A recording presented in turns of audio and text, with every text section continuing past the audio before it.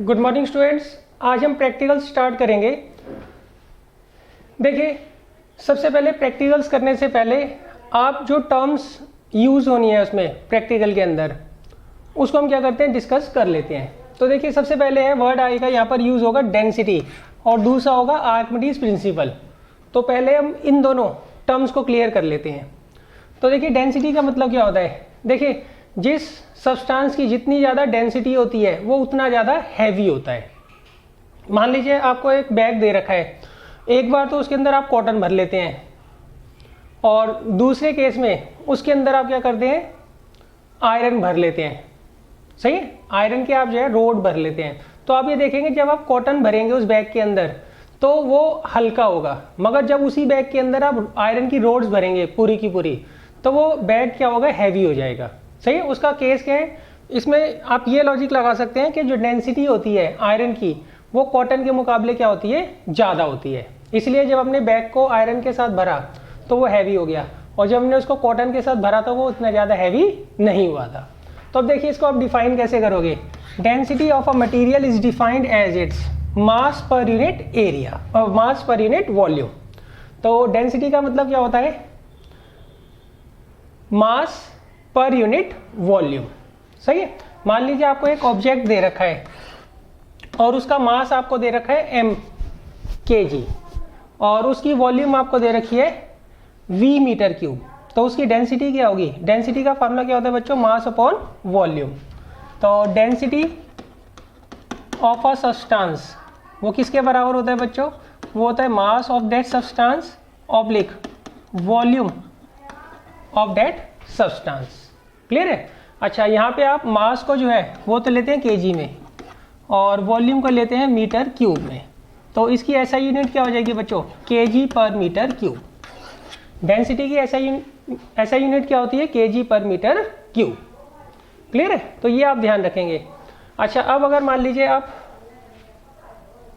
मास को तो m ले लेते हैं और वॉल्यूम को ले लेते हैं v, तो डेंसिटी ऑफ अ सब्सटेंस क्या हो जाएगा, वो हो जाएगा m अपॉन वी kg पर मीटर क्यूब। ये बच्चों इसकी एसआई यूनिट होती है डेंसिटी की। सही है, मगर इसकी जो कॉमन यूनिट होती है जो हम नॉर्मली यूज़ करते हैं वो होती है ग्राम पर सेंटीमीटर क्यूब। वो क्या होती है बच्चों, ग्राम पर सेंटीमीटर क्यूब। एसआई यूनिट होती है kg पर मीटर क्यूब, मगर जो कॉमन हम यूज़ करते हैं वो क्या होती है, वो होती है ग्राम पर सेंटीमीटर क्यूब। क्लियर है। अच्छा, आप इसको ऐसे भी लिख सकते हैं, kg पर मीटर क्यूब को ऐसे, kg इसको ऊपर ले जाइए m की पावर -3, ऐसे भी आप इसको लिख सकते हैं। क्लियर है। और इसको आप ग्राम और ये सेंटीमीटर क्यूब। सही, सेंटीमीटर क्यूब को जब आप ऊपर लेके जाएंगे तो सेंटीमीटर की पावर क्या आ जाएगी, -3 हो जाएगी। क्लियर है। अच्छा, इनमें रिलेशन क्या होता है, इन दोनों में कोई ना कोई रिलेशन तो होगा, वो रिलेशन मैं आपको बता देता हूं क्या होता है।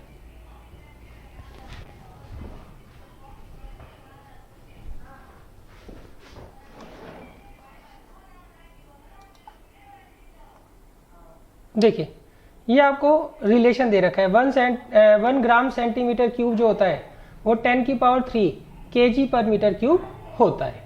तो ये रिलेशन आप याद रखिएगा। क्लियर है। जैसे मान लीजिए मैं आपको बताता हूं डेंसिटी ऑफ वाटर।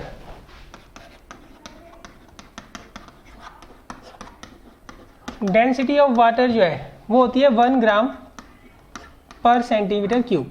अब जब आप इसको kg पर मीटर क्यूब में कन्वर्ट करेंगे तो ये आ जाएगा 1000 kg पर मीटर क्यूब।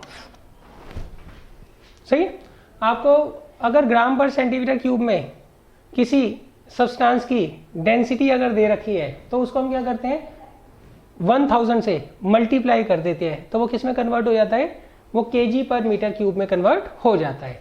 अच्छा, ग्राम पर सेंटीमीटर क्यूब तो इसकी कॉमन यूनिट है और kg पर मीटर क्यूब वो इसकी क्या है बच्चों, एसआई यूनिट है। तो ये आप ध्यान रखिएगा। सही है। अच्छा, अब देखिए सेकंड टर्म जो इसमें यूज होगी वो होती है रिलेटिव डेंसिटी। वो क्या होती है, रिलेटिव डेंसिटी। देखिए, डेंसिटी और रिलेटिव डेंसिटी में क्या डिफरेंस होता है। ये आप समझ लीजिए। सही, डेंसिटी का फार्मूला तो मैंने आपको बता दिया। डेंसिटी का क्या फार्मूला होता है? Mass upon volume. सही। अच्छा, और रिलेटिव डेंसिटी क्या होता है? मान लीजिए आपको किसी एक पर्टिकुलर सब्सटेंस की रिलेटिव डेंसिटी निकालनी है, तो हम क्या करते हैं उसके लिए उसकी डेंसिटी को किससे डिवाइड कर देते हैं? डेंसिटी ऑफ वाटर से डिवाइड कर देते हैं। सही। जैसे मान लीजिए आपको रिलेटिव डेंसिटी निकालनी है सिल्वर की, हमें निकालनी है रिलेटिव डेंसिटी ऑफ सिल्वर। सही। वो किसके बराबर होगा बच्चों? वो होगा density of silver divided by density of water. सही।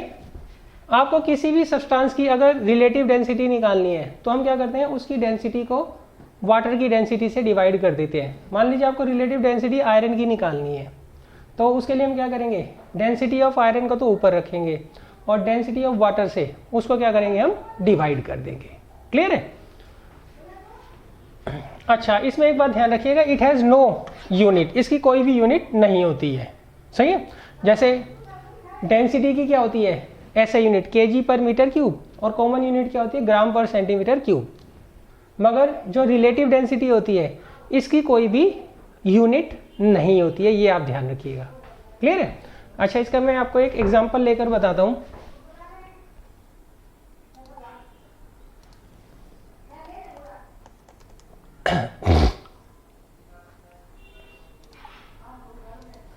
मान लीजिए आपको रिलेटिव डेंसिटी निकालनी है आयरन की, तो सबसे पहले देखिए डेंसिटी ऑफ आयरन क्या होती है? वो होता है 7800 kg पर मीटर क्यूब, और हमें डेंसिटी ऑफ वाटर दे रखी है, वो कितनी है? 1000 kg पर मीटर क्यूब। दोनों मैंने ऐसा यूनिट में ले ली। अब मान लीजिए आपको निकालना है रिलेटिव डेंसिटी ऑफ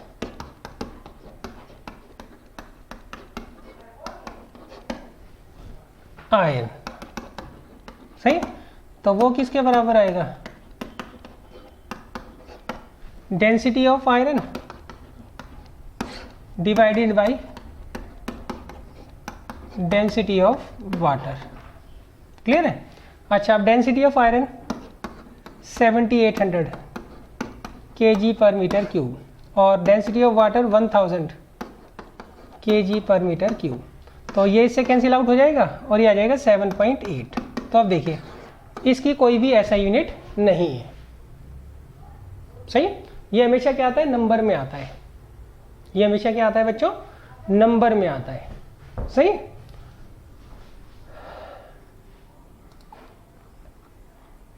अच्छा, अब देखिए इसके बाद नई टर्म जो यूज हो रही है वो है आर्किमिडीज प्रिंसिपल। तो अब देखिए आर्किमिडीज प्रिंसिपल क्या होता है? देखिए ये कहता है whenever a solid body is immersed completely or partially in a fluid, it experienced an upward thrust that is equal to the weight of the fluid displaced by it। देखिए इसको मैं आपको फिगर ड्रॉ करके समझाता हूँ।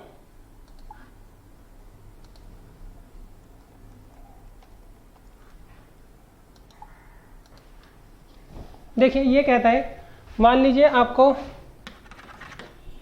एक object they रखा है, उसको हम क्या करते हैं? लिक्विड के अंदर या तो कंप्लीटली इमर्ज कर देते हैं या पार्शली इमर्ज कर देते हैं। सही।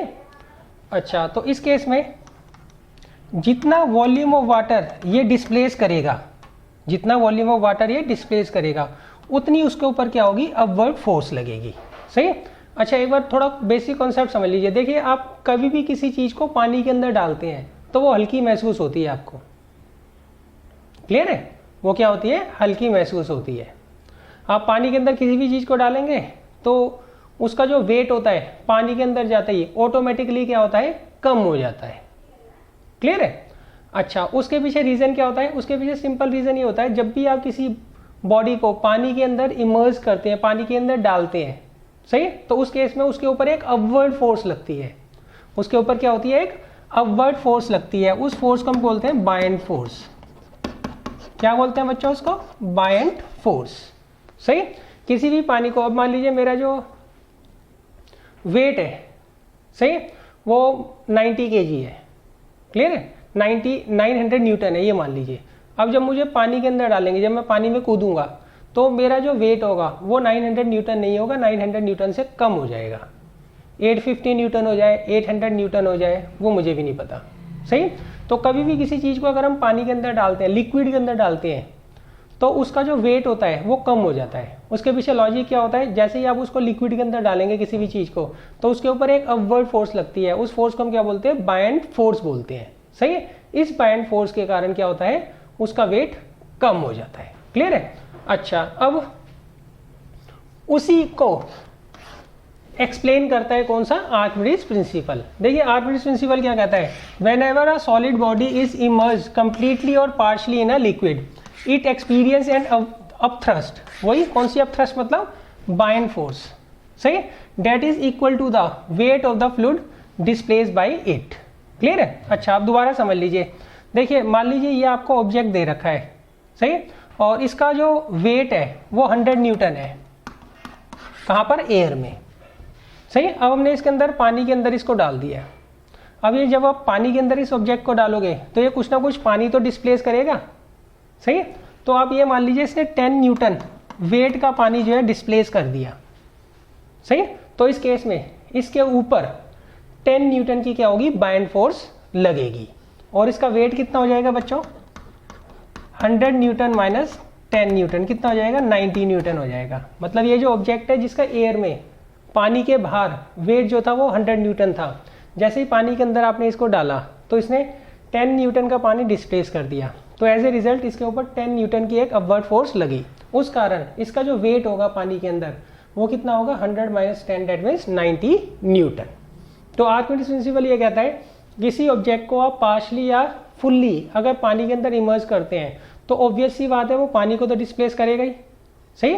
जितना पानी वो डिस्प्लेस करता है उसका वेट कर लीजिए कितना है, उतनी उसके ऊपर क्या होगी, बायंड फोर्स लगेगी, सही है। और जितनी उसके ऊपर बायंड फोर्स लगेगी उतना उसका वेट क्या होगा, कम हो जाएगा। अब मैं वो मान लीजिए मेरा मास जो है वेट 900 न्यूटन है, ये मान लीजिए आप, सही है। अब मैं पानी के अंदर कूद दिया और मैंने 200 न्यूटन का पानी डिस्प्लेस कर दिया। अब मैं पानी के अंदर कूदूंगा तो पानी में मूवमेंट तो होगी, पानी डिस्प्लेस तो होगा, तो अब जितना पानी डिस्प्लेस हुआ उसका मैंने वेट करके देख लिया कितना है, कितना है, 200 न्यूटन। तो इसका मतलब मेरे ऊपर कितनी बायंड फोर्स लगेगी, 200 न्यूटन की मेरे ऊपर बायंड फोर्स लगेगी, और मेरा वेट पानी के अंदर कितना होगा, 900 माइनस 200 डेट मीन्स 700 न्यूटन मेरा मास होगा, वेट होगा, सॉरी, किसमें, पानी के अंदर, क्लियर है।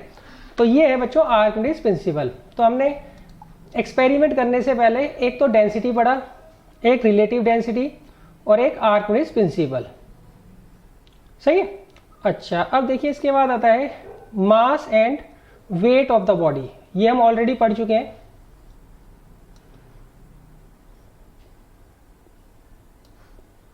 तो इसमें मैं आपको दोनों में ना डिफरेंस बता देता हूं क्या होता है मास और वेट में, सही। तो देखिए मास जो होता है बॉडी का वो उसका इनर्शिया का मेजरमेंट होता है, सही है। तो मास क्या होता है, mass is the actual matter contained in a body, सही है। और इसकी एसआई यूनिट क्या होती है, केजी होती है, इसकी एसआई यूनिट क्या होती है, केजी, क्लियर है। अच्छा, अब वेट जो होता है, वेट ना फोर्स होती है, वेट क्या होता है, फोर्स होती है। नॉर्मली बच्चे ना इसमें एक ही चीज मान के चलते हैं मास और वेट, जबकि दोनों के दोनों क्या होते हैं, अलग होते हैं। मास जो होता है it is the actual matter contained in a body, और ये किसी भी बॉडी के क्या करता है, इनर्शिया को शो करता है, क्लियर है। और इसकी एसआई यूनिट क्या होती है, केजी होती है। वाइल वेट जो होता है ये वो फोर्स होती है जो कि किसी भी बॉडी को, सही है, वेट क्या होता है, वेट वो फोर्स होती है जिससे कि अर्थ का सेंटर, सही, ग्रेविटेशनल फोर्स जो होती है अर्थ की, वो क्या करती है, उस बॉडी को अपने सेंटर की तरफ खींचती है, क्लियर है। अब जैसे मान लीजिए मेरा जो है वेट 900 न्यूटन है, ये मान लीजिए, तो इसका मतलब जो मेरे ऊपर 900 न्यूटन की ग्रेविटेशनल फोर्स लग रही है, क्लियर है। अच्छा, मेरा मास जो है वो मान लीजिए 91 kg है, तो इसका मतलब मेरे अंदर एक्चुअल में 91 kg का मटेरियल भरा हुआ है। अच्छा, मेरा वेट जो है वो 900 न्यूटन है, तो इसका मतलब मेरे ऊपर 900 न्यूटन की फोर्स लग रही है। मेरे ऊपर कौन सी फोर्स लग रही है? Gravitation force. और वो कर क्या रही है? वो मुझे अपने सेंटर की तरफ क्या कर रही है? खींच रही है।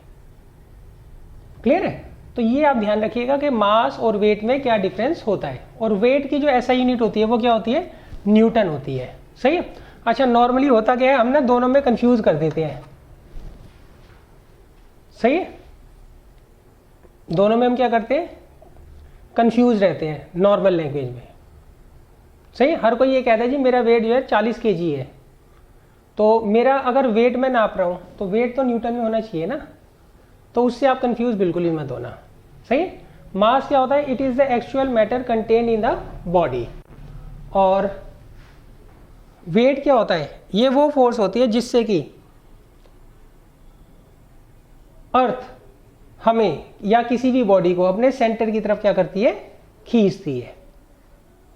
क्लियर है? अच्छा, एक बात ध्यान रखिएगा, मास जो होता है वो हर जगह फिक्स रहता है, जबकि वेट जो होता है वो वेरी करता है।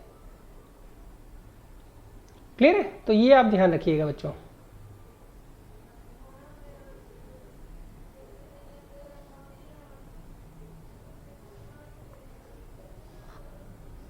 अब देखिए, इसके बाद हम आते हैं पहले एक्सपेरिमेंट पर। देखिए, पहला एक्सपेरिमेंट है to determine the density of a solid, सही, by using spring balance and measuring cylinder. हमें यहाँ पे क्या करना है बच्चों? एक सॉलिड लेना है और उसका हमें क्या करना है बच्चों? डेंसिटी फाइंड आउट करनी है। हमें क्या करनी है? Determine the density of a solid. हमें सॉलिड की डेंसिटी जो है वो फाइंड आउट करनी है। सही। तो अब देखिए, सबसे पहले इसमें आपको डेंसिटी की डेफिनेशन आनी चाहिए। सही है। उसका फॉर्मूला पता होना चाहिए। डेंसिटी का फॉर्मूला क्या होता है? Mass upon volume. क्लियर है?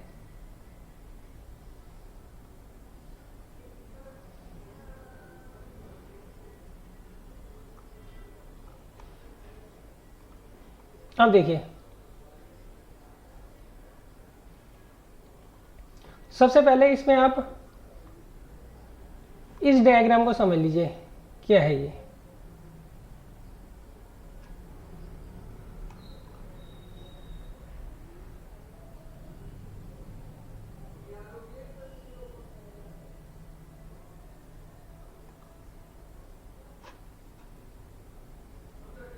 देखिए, सबसे पहले हम क्या करेंगे बच्चों?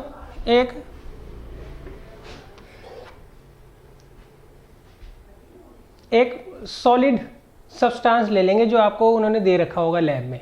सही है। और उसका जो मास है वो हम क्या करेंगे? स्प्रिंग बैलेंस से मेजर कर लेंगे कितना है। क्लियर है? अच्छा, अब उसके बाद हम क्या करते हैं? एक मेजरिंग सिलेंडर ले लेते हैं। सही है।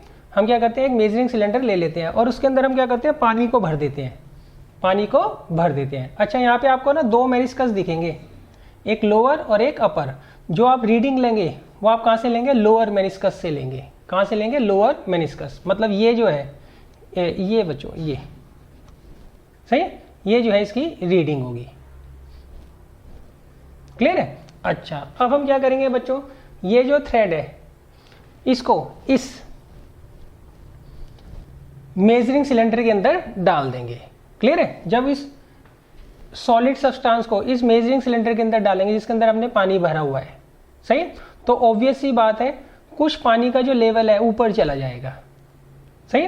अब पानी का लेवल पहले यहाँ था बच्चों, अब मान लीजिए वो यहाँ आ गया, तो हम क्या करते हैं? इसकी इनिशियल और इसकी फाइनल रीडिंग ले लेते हैं। क्या है? ये तो इनिशियल रीडिंग हो गई यहाँ पर, और ये क्या हो गई? फाइनल रीडिंग आ गई। सही है। इन दोनों का जो डिफरेंस होगा वो इसकी जो है वॉल्यूम बताएगा। सही। यहाँ पे जो वाटर का लेवल रेज हो रखा है वो इसके सॉलिड के कारण ही तो हो रहा है। सही। तो इन दोनों रीडिंग का जो डिफरेंस होगा वो इसकी क्या बता देगा? हमें वॉल्यूम बता देगा। क्या बता देगा बच्चों? वॉल्यूम। क्लियर है? दोबारा एक बार समझ लीजिए। सबसे पहले हम क्या रखेंगे? कोई भी सॉलिड ले लेंगे जिसकी हमें जो है डेंसिटी फाइंड आउट करनी है। सबसे पहले स्प्रिंग बैलेंस से हम क्या करेंगे, उसका मास जो है फाइंड आउट कर लेंगे कितना है, सही है। फिर हम क्या करेंगे, एक वो ले लेते हैं, सिलेंड्रिकल ट्यूब ले लेते हैं, उसके अंदर हम क्या करते हैं, पानी भर लेते हैं। तो इसमें आपको दो मेनिस्कस दिखेंगे, एक अपर और एक लोअर। रीडिंग हमेशा हमें लोअर मेनिस्कस से लेनी है, सही है, क्लियर है। अब ये मान लीजिए 50 और 60 के बीच में, लेट से 55 पर है अभी, सही, 55 ml इसकी रीडिंग है, मतलब 55 ml तक पानी इसके अंदर भरा हुआ है, क्लियर है। अच्छा, अब देखिए इसके अंदर हम इस सॉलिड को डुबो देंगे, तो ऑब्वियस ही बात है कि वाटर का जो लेवल है वो राइज हो जाएगा, सही है। तो अब ये इस तरीके का मेनिस्कस बन गया, तो इसका लोअर मेनिस्कस यहाँ पर है, तो ये जो रीडिंग है 60, 1 2 3 4, ये मैं लेट कर रहा हूँ, ये 68 है मान लो, सही है। तो इन दोनों का जो डिफरेंस है वो कितना आ रहा है, 13 ml। तो ये हमें क्या मिल गई, वॉल्यूम मिल गई, किसकी, इस सॉलिड की। और मास जो है सॉलिड का वो हम यहाँ से निकाल ही लेंगे, वो मैं लेट कर लेता हूँ। यहाँ पे भी देखो 150 के बाद 1 2 3 4 5, तो ये मान लीजिए 110 है, मैं लेट करके ही चल रहा हूँ अभी, सही है, एग्जैक्ट तो कुछ नज़र आ नहीं रहा है इसमें। तो यहाँ पर हमने इसकी वॉल्यूम निकाल ली और मास निकाल लिया, सही। तो अब डेंसिटी का क्या फॉर्मूला होता है बच्चों, डेंसिटी ऑफ सॉलिड क्या होता है बच्चों, मास ऑफ सॉलिड और वॉल्यूम ऑफ सॉलिड, सही। मास कितना दे रखा है आपको, 110, और वॉल्यूम कितनी दे रखी है, 13, सही। तो ये आ जाएगा ग्राम पर मिलीलीटर, सही। तो ये डेंसिटी आ जाएगी किसकी बच्चों, सॉलिड की।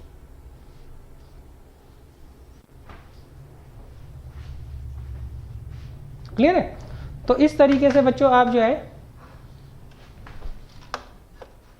Density of a substance find out कर सकते हैं। अब देखिए इसमें सबसे इंपॉर्टेंट है प्रिकॉशंस कौन कौन सी आपने करनी है। सबसे पहला, the spring balance as well as measuring cylinder should be of appropriate range, सही। इनकी रेंज जो है ये आपको रेंज दिख रही है 10, 20, 30, 40, 50, 60, 70, 80, 90, 100 ml, सही। और यहाँ पर 50, 100, 150, 200, ये अप्रोप्रिएट रेंज की होनी चाहिए, ना तो रेंज ज़्यादा छोटी हो ना ही ज़्यादा बड़ी हो। Second, the spring balance should be suspended from a rigid unyielding stand, सही। जो स्प्रिंग बैलेंस है इसका जो स्टैंड है वो बिल्कुल फर्म होना चाहिए, सही, उसमें कोई भी लचक वचक ना हो, clear. Third, the pointer of the spring balance should move freely along the scale but not actually touch the scale, सही। अच्छा, अब देखो इसका ये जो पॉइंटर होता है ये फ्रीली ऊपर नीचे जो है घूमना चाहिए, ये कहीं पर भी अटकना नहीं चाहिए, जिससे हमें पता लगेगा कि मास कितना है सॉलिड का, सही। आगे, the reading of the spring balance should be noted only when suspended from the lower hook is steady and no oscillation take place, सही।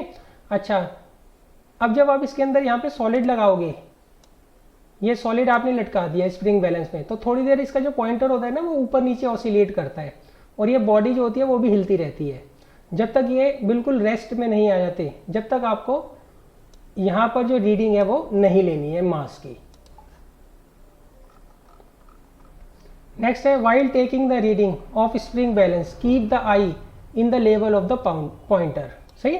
आपने रीडिंग जो है बिल्कुल पास से लेनी है, इसकी बिल्कुल पास से आपको गौर से देखना है, अगर आप दूर से देखोगे तो आपकी रीडिंग गलत हो सकती है।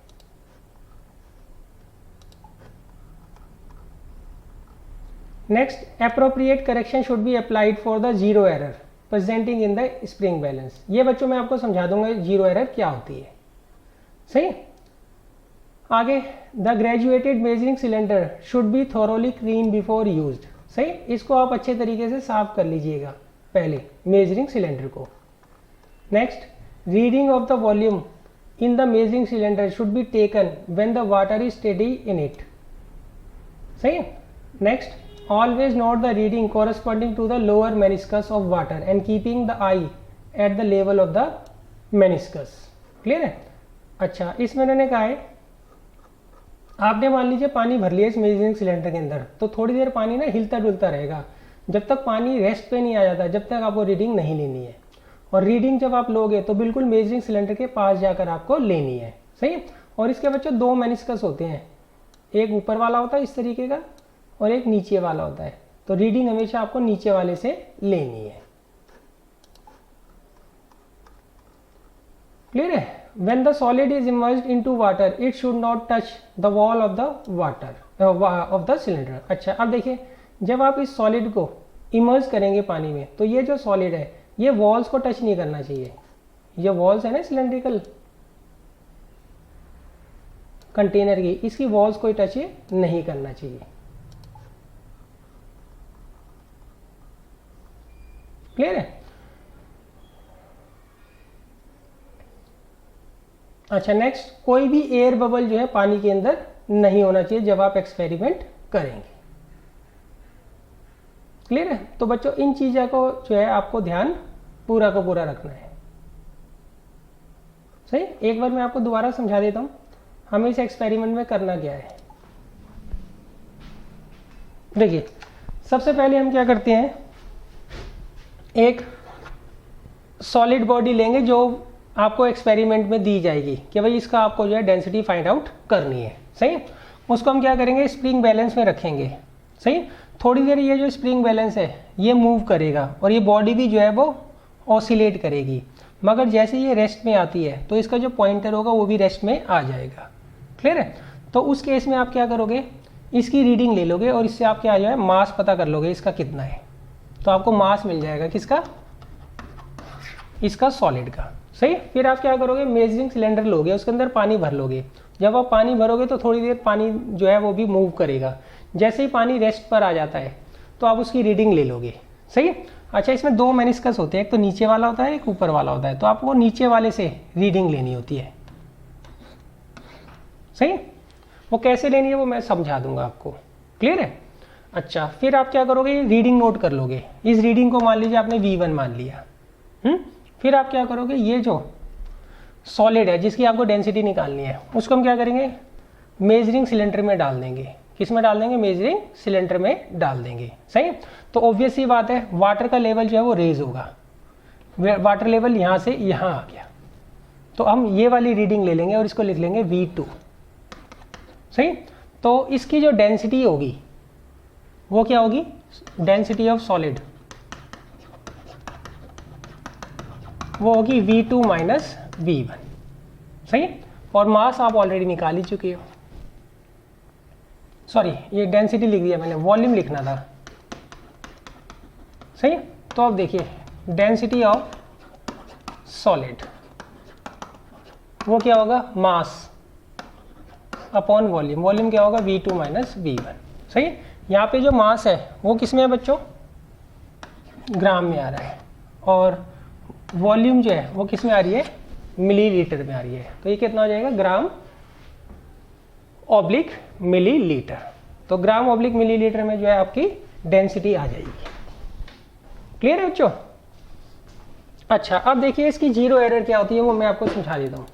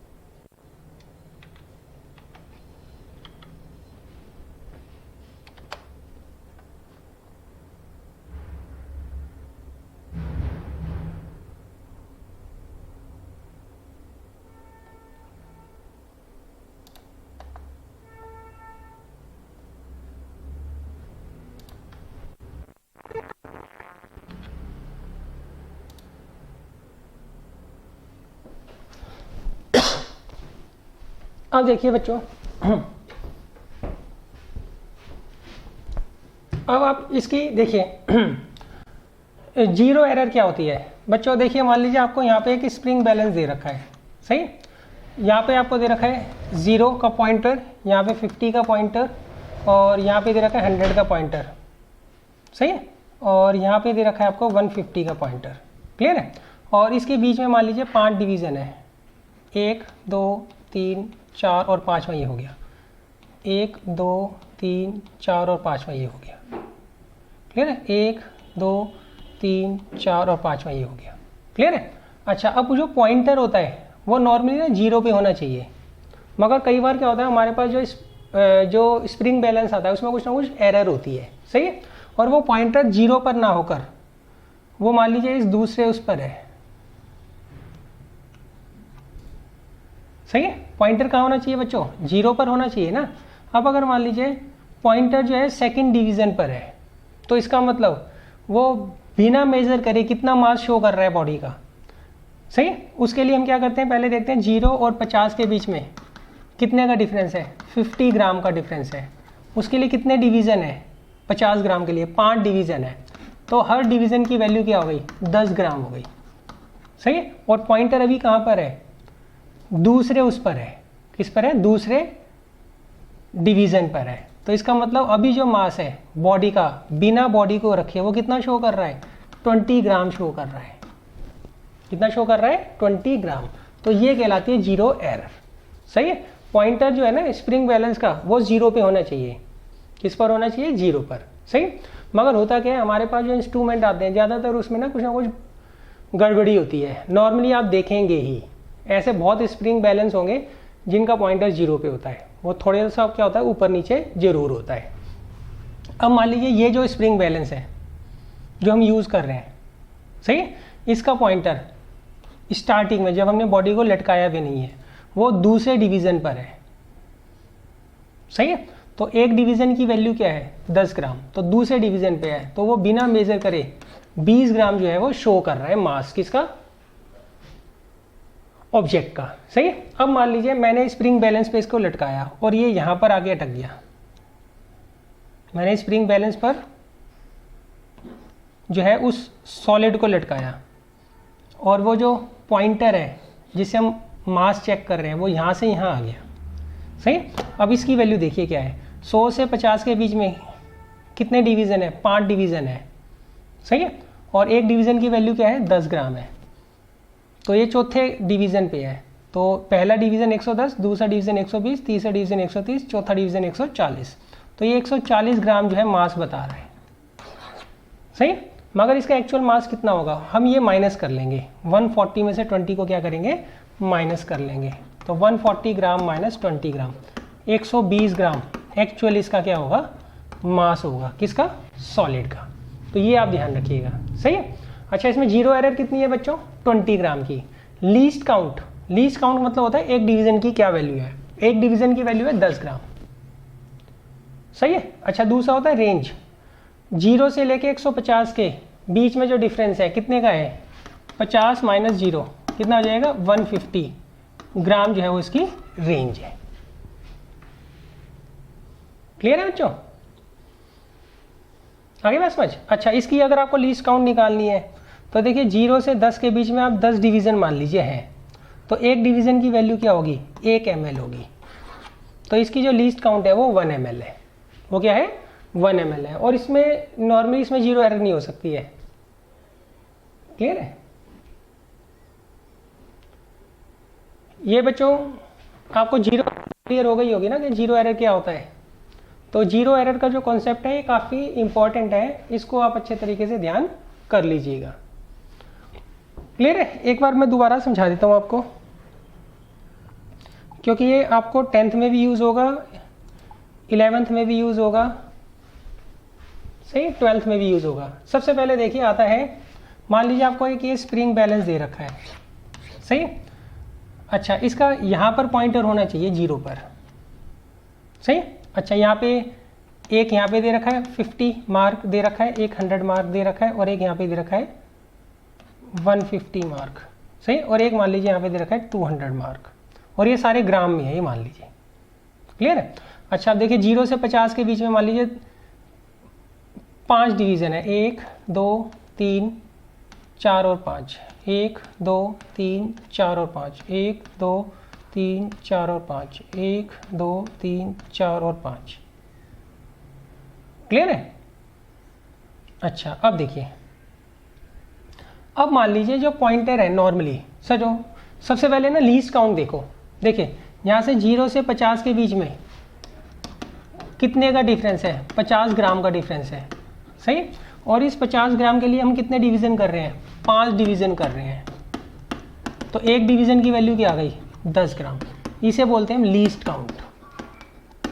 तो यहाँ पे बच्चों लीस्ट काउंट क्या है बच्चों? 10 ग्राम है।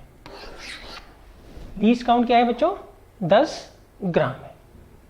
क्लियर है? अब आते हैं जीरो एरर। देखिए नॉर्मली होता क्या है, जो पॉइंटर है वो यहाँ होना चाहिए, सही। अब अगर मान लीजिए आपके पास ऐसा स्प्रिंग बैलेंस है जहाँ पर पॉइंटर यहाँ पर है, सही।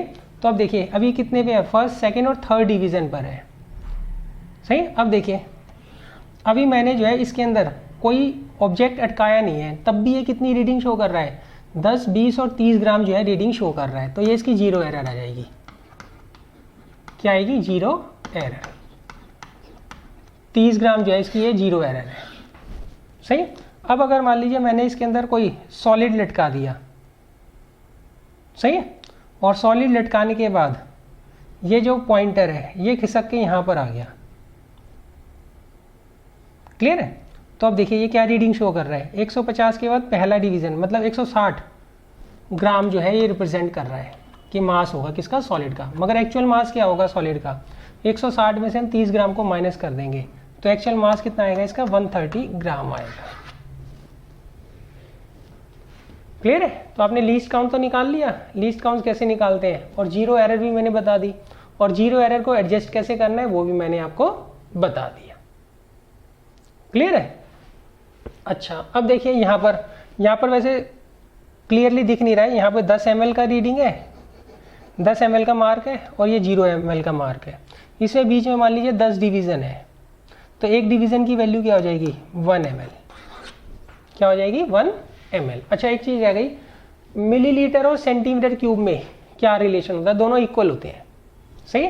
मिलीलीटर जो होता है, 1 मिलीलीटर जो होता है वो 1 सेंटीमीटर क्यूब होता है, ये आप ध्यान रखिएगा, सही। 1 millilitre is equal to 1 centimetre cube, ये आप ध्यान रखिएगा। क्लियर है बच्चों? तो जीरो एरर कैसे एडजस्ट करनी है वो भी मैंने आपको समझा दिया है। अच्छा, अब देखिए एक और तरह की जीरो एरर होती है, वो भी मैं आपको समझा देता हूँ। मान लीजिए आपको ये स्प्रिंग बैलेंस दे रखा है, इसका जीरो का मार्क यहाँ पर है, उसके बाद ये 50, ये 100, ये 150, ये 200 और ये 250। क्लियर है? अच्छा, अब 0 से 50 के बीच में 5 डिवीज़न है, मान लीजिए 1 2 3 4 5, 1 2 3 4 5, सही। 1 2 3 4 और 5। क्लियर है? अब देखिए पॉइंटर यहाँ 0 पे होना चाहिए ना। अब अगर मान लीजिए पॉइंटर यहाँ पर है, कितने डिवीज़न? 1 2 3 डिवीज़न ऊपर है, तो अभी ये मास कितना शो कर रहा है बॉडी का? वो शो कर रहा है -30 ग्राम, सही है। जब हमने कोई बॉडी लटकाई नहीं हुई तो पॉइंटर यहाँ 0 पे होना चाहिए ना, सही। मगर पॉइंटर क्या है? उससे 3 डिवीज़न ऊपर है। एक डिवीज़न की वैल्यू मैंने निकालनी सिखाई दी थी आपको, कितनी थी? इसमें 10 ग्राम थी। तो इसका मतलब यहाँ पे जो मास है वो कितना शो कर रहा है? -30 ग्राम शो कर रहा है।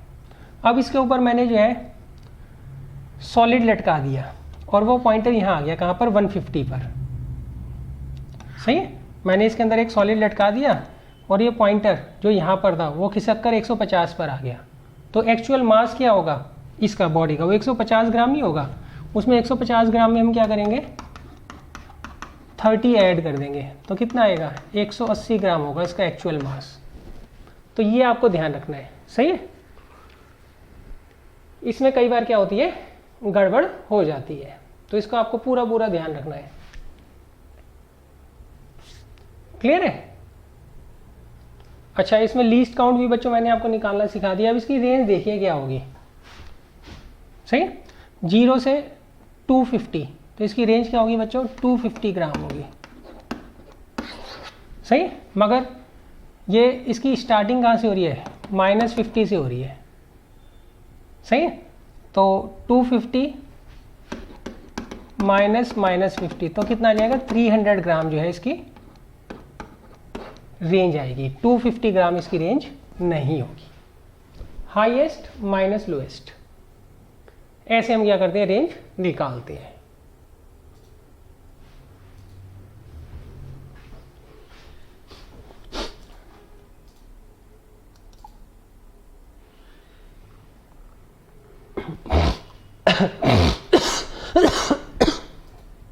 अच्छा बच्चों, मेनिस्कस क्या होता है ये भी मैं आपको समझा देता हूं। देखिए, जब ये आपको जो सिलेंड्रिकल मेजरमेंट का जो कंटेनर दिया होता है, सही है, उसके अंदर जब आप पानी को देखते हैं तो आपको ना 2 मेनिस्कस नज़र आते हैं, एक लोअर और एक अपर। तो हमेशा जो रीडिंग हम लेते हैं वो कहाँ से लेते हैं, लोअर मेनिस्कस से लेते हैं, ये आप ध्यान रखिएगा। अपर मेनिस्कस से हम कभी भी रीडिंग नहीं लेते हैं, लोअर मेनिस्कस से हम रीडिंग हमेशा लेते हैं। क्लियर है। अच्छा, कैसे लोगे, मैंने इसका लीस्ट काउंट तो बता ही दिया था आपको, 1 ml है। सही, अब अगर मान लीजिए ये आपको सिलेंड्रिकल फ्लास्क दे रखा है जिसके अंदर हम पानी डाल रहे हैं, ये हो गया 10, ये आ गया 20, ये आ गया 30। सही, और यहाँ पे 10 डिवीज़न है, 1 2 5 ले लेता हूँ, चलो 2 3 4 और 5। सही, 1 2 3 4 और 5, 1 2 3 4 और 5। क्लियर है। अब अगर मान लीजिए आपने पानी यहाँ तक भर दिया पहले,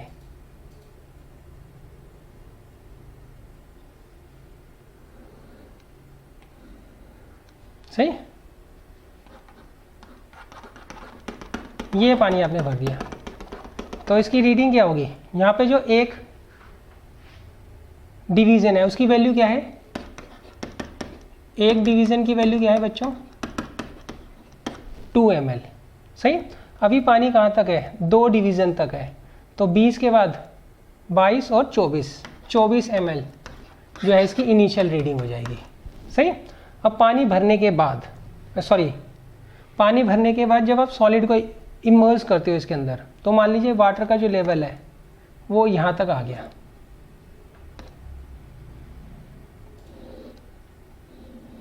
सही, तो अब देखिए 30 के बाद पहले डिवीज़न पे जा रहा है ना, 30 और 2 कितना हो गया, 32, तो V2 कितना आ गया, 32 ml।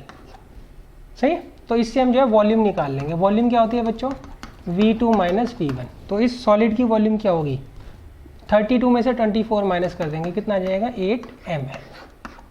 तो 8 ml क्या हो जाएगी, इसकी डेंसिटी हो जाएगी, ओह सॉरी, वॉल्यूम हो जाएगी। क्लियर है। मास हम पहले निकाल चुके हैं और वॉल्यूम हम यहाँ से निकाल लेंगे, डिवाइड करेंगे तो हमारी डेंसिटी आ जाएगी।